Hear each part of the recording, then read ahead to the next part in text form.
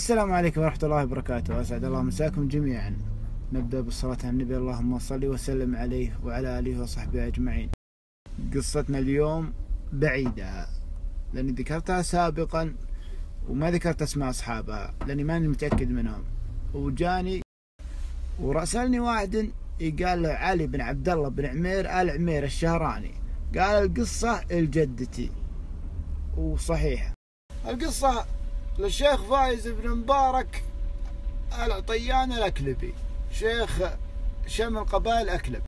كان يعشق هاي بنت الشيخ عمير بن عبد الله بن عمير شيخ قبائل بن منبه من شهران، واللي تسمى بيشة باسمه.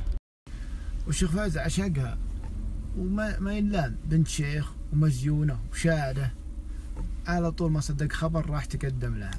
الشيخ فايز على طول راح خطبها، لكن أبوها رفض، وهذا بلبوك يا عقاب.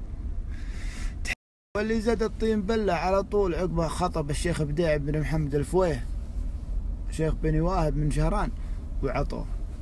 انجن انغبن. عطيان أرسل قصيدة يتوعد للفويه ورد عليه الفويه، لكن ماني بذكرها، تخبرون أشيبه نعره ما أذكره. الشيخ بديع تزوج هاي وجابت له فارس رع الصفراء ناصر الفويه، أمه شيخ وأبوه شيخ، وش أطلع. فايز قال أبى أروح أشوف هيا وتعال عنده على وضح النقع، يبي بس سوالف ويروح. ركب فرسه ونصها ديرة رجلها الفويه، وهو مجبر بالطريق شاف الفويه من قصره من بعيد. قال لمرته، قال ابن عطيان جاي مزبل علينا من بعيد، استقبليه وقهويه واقنعيه لا يجينا ثاني مرة. قالت ابشر. كان عنده عبد وقال اسمع وش يقولون واحفظ، واذا خلص ابن عطيان لا قهوه قل له الفويه مسوي لك غدا لا تروح. اقبل ابن عطيان وهي ترحب بهيا وتقهويه، وهو يعطيها البيتين يبي يجس نبضها، هي تكن له ود ولا لا.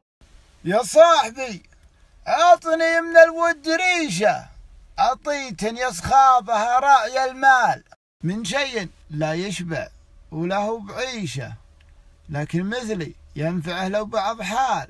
يا شاعر، ومن سمعت البيتين فهمت وش يقصد، وتعطيها كالبيتين بعد. رد عليه، يا شيخ ما نرضى لكم بالغشيشة، ولا تصلح الدلة يكون عقبها فال، واهل النخل عيوا على تمر بيشة، واثنين ما ينقسم لهم زاد رجال.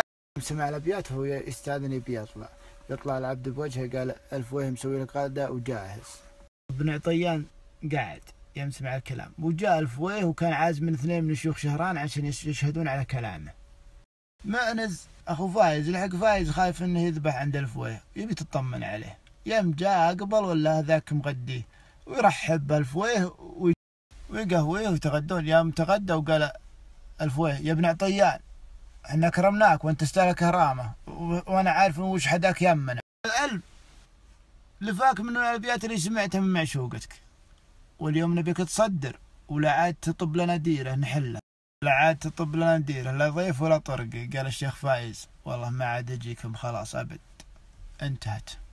وهو يقوم ويروح وخو. عاشت هيا مع بديع سنين طويله، ويوم من الايام يروح بديع هو وانسابه العمير للحج، هو يحتج ويصيبه مرض ويتوفى بالحج، وهم مروحين على العمير عبد من عبيده مستاذن، قال انا لي شغل بهالديره والحج.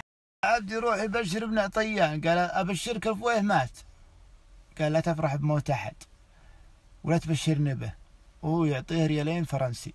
عقب ما خلصت عدتها ويروح فايز يخطبها ثاني مرة، لكن هالمرة الحمد لله وافق وتزوجها أخيرا.